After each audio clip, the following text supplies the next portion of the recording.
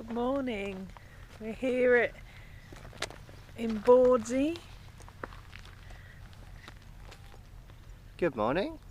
With Richard to see the swallows and the sand martins. How are you finding this early start? It's 7 past 7 It's now. not an early No, start. it's not an early I feel start great. right now. I've had a bacon roll. I'm going to have mine. Excuse me while I have my bacon roll. They're all flying about. Got to be quiet. Get back in the car. Fingers crossed they'll settle. I'm also going to be going for some flight shots. See if I can get some footage of them. It consists of so many habitats. You've got farmland, hedgerows, scrub, freshwater lagoons. You've got the sea, the beach, the shingle, sea defences from the war, which the swallows and sand martins can nest in. As some of you may know, Bordsey was the home of radar and was the place where radar was invented.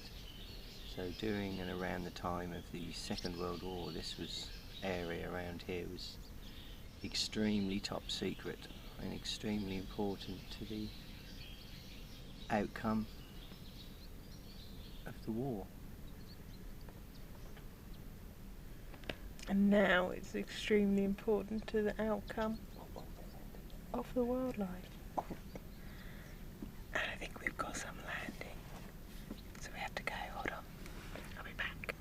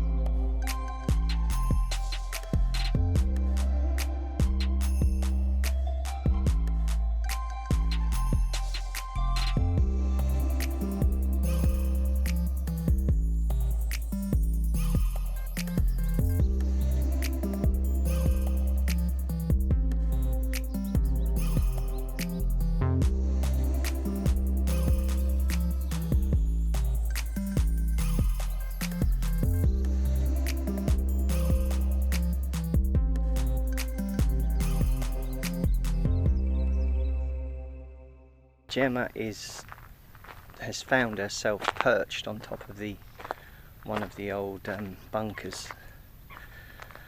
I think she's after birds in flight pictures of swallows. Good luck with that.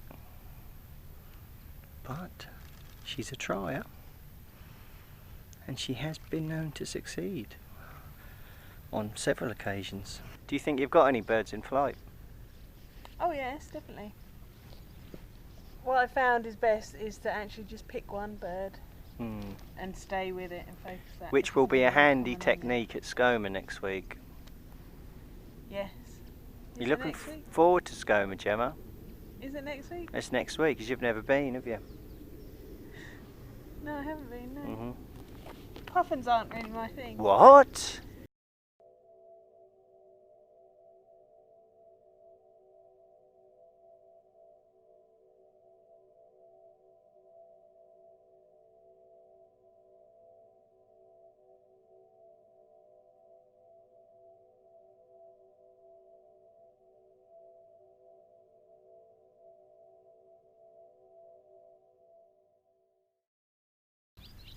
The place is absolutely heaving.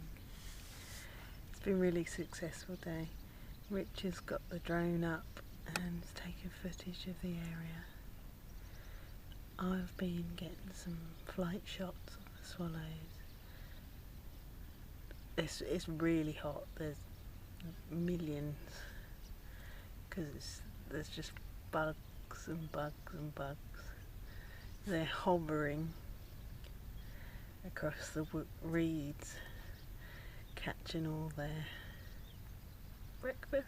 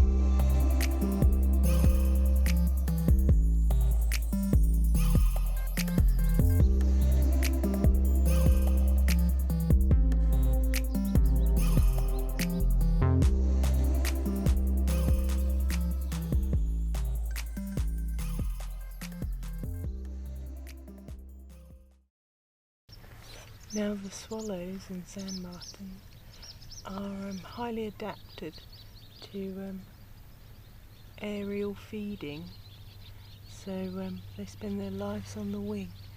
So for one to actually land, it's quite rare, and it's definitely hard work trying to wait and see if you could capture one.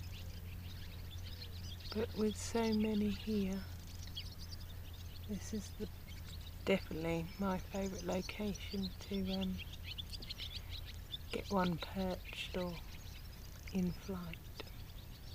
So it's coming to the end of the season for the swallows and sand martins now. They'll be travelling back to South Africa. Do you know that 200 miles a day they travel? With their little wings. Yeah. Takes some doing. All the through France and then Spain, I think, and then go all the way to South Africa. They only fly in the daytime, so they stop up, but they're put on like fat reserves and stuff and start eating up. But they're collecting. They always collect near the coast for a week or two before they leave, which is pretty much why they're here.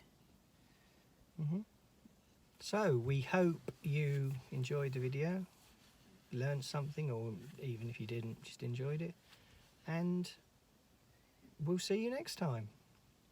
See you next time. Bye. But where's my eye? Where'd you look? Right, okay.